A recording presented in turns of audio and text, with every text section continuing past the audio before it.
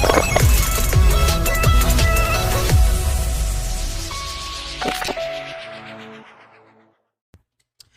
how's it going, everybody? Welcome back to the channel. And so we're going to address the elephant in the room and Google basically unveiling, well, not really unveiling, they're teasing their Pixel 6 and Pixel 6 Pro. It's making headway, and you know, I haven't really talked about the Google Pixels in a while, but I've been kind of pacing myself on that, talking about other things so I don't bombard you and slam you guys with so much Pixel stuff that it just gets so bland and stale. Nonetheless, today I looked at the website. They posted it on the Google Store, and looks like the Pixel 6, Pixel 6 Pro is being teased. There's no pricing available, so if anyone's asking what's the price on this thing, there's still no pricing available. But it is showing you guys that all the renders that was leaked out is absolutely correct about the design of the phone, how it looks, of course, that it's going to be called the Pixel 6 Pro and not the Pixel 6 XL. And just all those things that, you know, we've had questions about is now actually available. But, you know, we're going to address the elephant in the room in this video as we are on our way to the road to Pixel 6. Now, first of all, I want to say this, you know what, a lot of people are kind of frustrated with the design. There are a lot of people who are actually absolutely okay with it. Then you have another group of them that's like absolutely like they don't like it.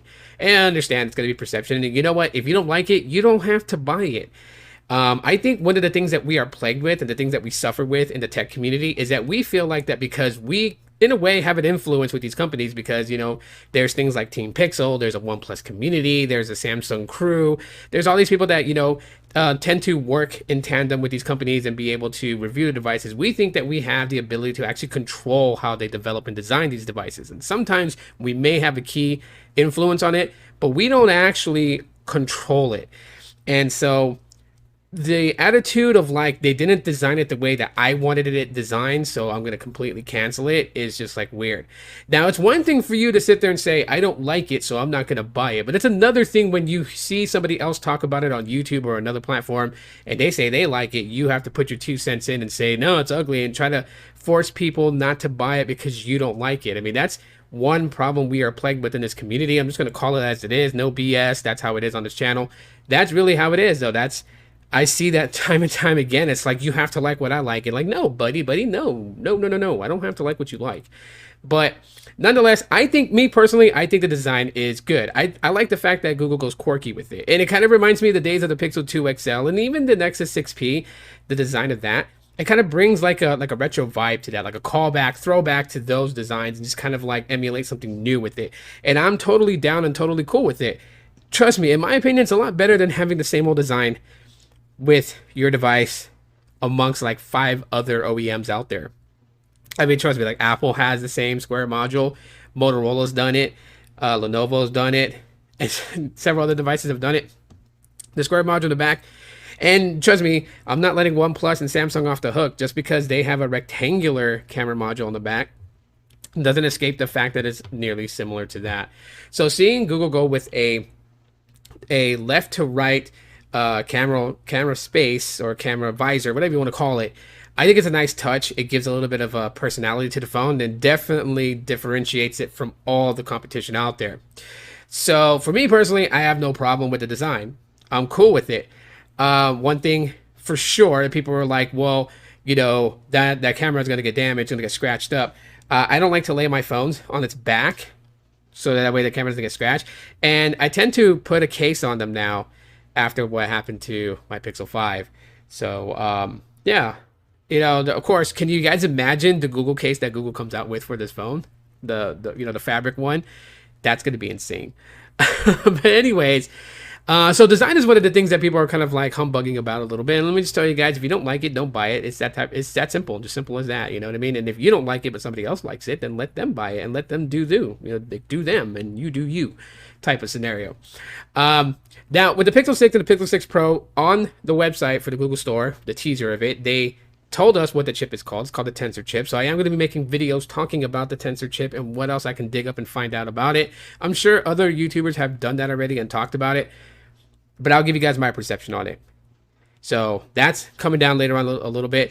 But the big elephant in the room that I want to address is how is this going to go down with the tech community? Because most of the people that buy the Google Pixel phones happen to be nerds, and we are very meticulous, and like we just love to nitpick and tear things apart. But the thing that I'm addressing here, and I've addressed this in past videos, and I'm going to reiterate it again, is the pricing of the phone.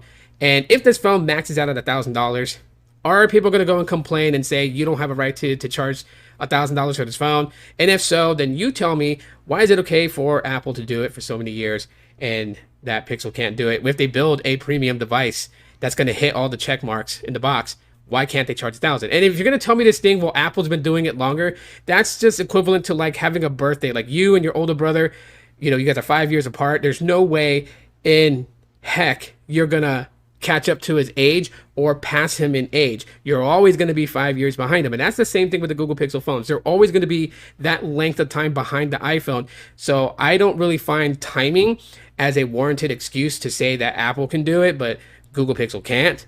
I really would like to know a real in-depth reason why people would feel like that if this thing was like $999 starting out, why you would be like, nope, that's not happening. You know, but you're willing to do it for Apple and Samsung. Just please tell me. And yeah, no sarcastic answers. Just please just tell me straight out. I would love to hear it. Because I think that's the elephant in the room that we have to address. Because this phone is hitting everything that people have been screaming for. When the Pixel 5 came out, everyone was just mad because it was like, you know, like a higher mid-ranger. Now that they're actually doing a flagship, like real flagship type thing, I feel like that people are going to be like, oh yeah, this is exactly what I've wanted for so long. Oh, wait a minute, $999? I feel like that's going to happen, and you know we're gonna see the internet flooded with all this boycott Pixel because it cost $1,000, and then you know what's going to happen right after that? 4 months later, people, you know, the same people who talked about boycott Pixel because it's too expensive, they're going to be like, hi guys, check out my review video on why I love the Pixel 6 3 months later. We can expect all those. But anyways, guys, that's just my quick thought about it. More Pixel 6 and 6 Pro coverage coming on this channel, as I am known as Mr. Pixel. Thank you guys so much. And for those who are like, are you part of Team Pixel? No, I'm not, unfortunately. I wish, but I'm not. But that's not going to stop me from covering it. And if I am lucky enough to get one in the future, definitely some review videos on it. So thanks for checking out my video. And as always, aloha.